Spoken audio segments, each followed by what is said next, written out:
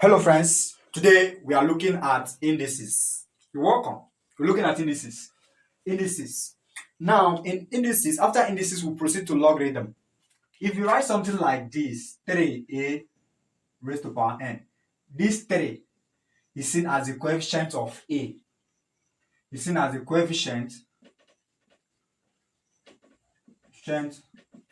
of a.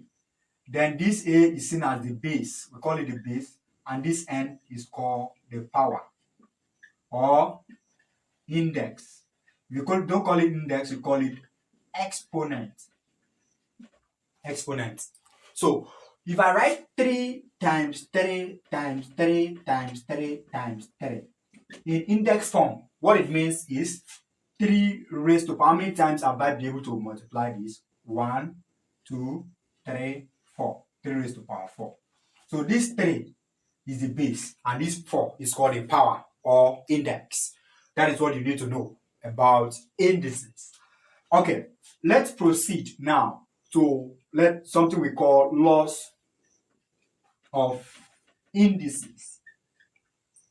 The first one says that if you have a raised to power x times a raised to power y, then the answer will be a raised to power x plus y.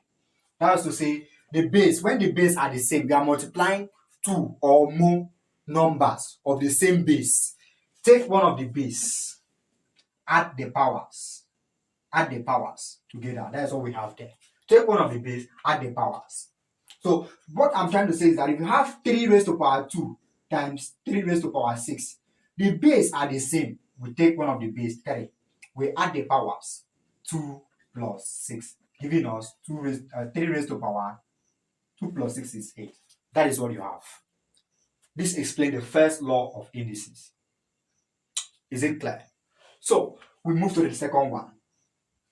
If you have a raised to power x divided by a raised to power y, then the result will be, since they have the same base and they are dividing themselves, they are going to have a raised to power x minus y.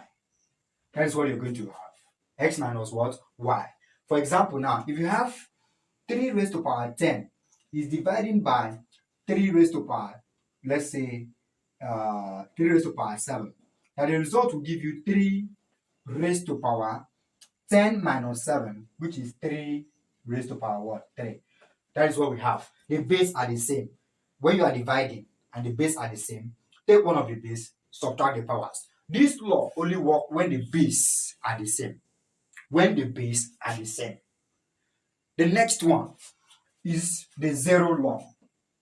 Number 3, the zero law. You need to go through this because there are a lot of questions we'll be solving that need the applications of all these laws of indices I have stated here. The zero law is always the simplest law in indices. It says that anything raised to power 0 is 1.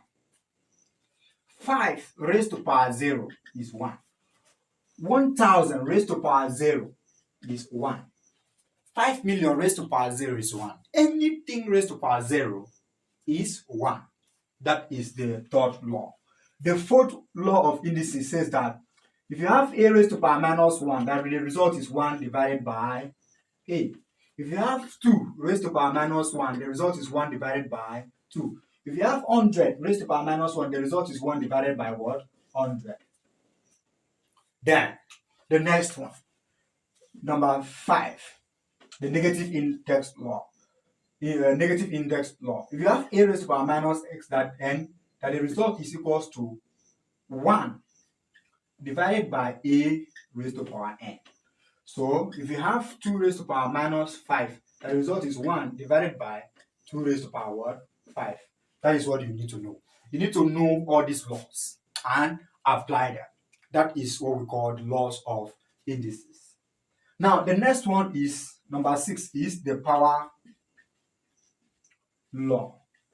The power law says that if you have a raised to power m and it's raised to power n, that what you're going to do is you're going to have a raised to power. This power will be multiplying this one, m times n, to give you finally a raised to power mn.